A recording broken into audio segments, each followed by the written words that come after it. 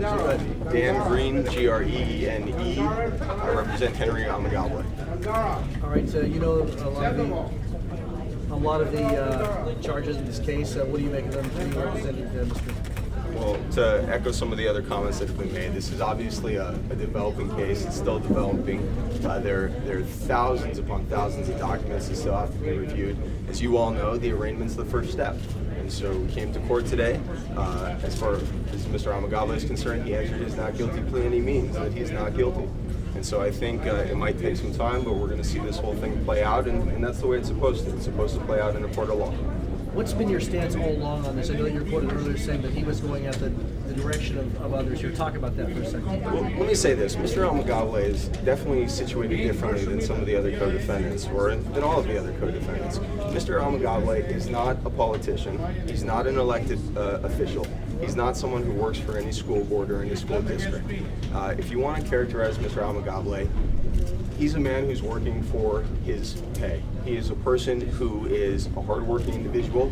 He always has been. He's an employee. Sometimes it's been represented that he's a construction company by himself, or that he's a contractor. He's not a contractor. And it's properly reported as a construction executive. He's been employed that way for several years through a variety of companies. And his function has always been, and when I say always been, I mean he has been trained by the companies he's worked for. You need to make connections. You need to introduce people, meet and greets. We've called it whining and dining. But he is a person who's doing his job.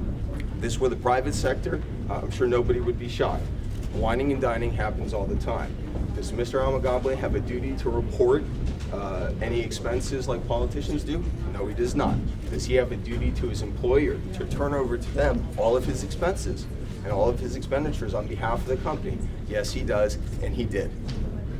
The DA calls those bribes. Well, I think bribery is a pretty big word, and it's interpreted broadly in the state of California.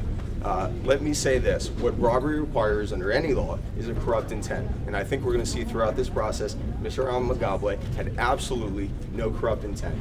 He's a man like everybody else in this country trying to do his job and do his job well. Thanks, sir.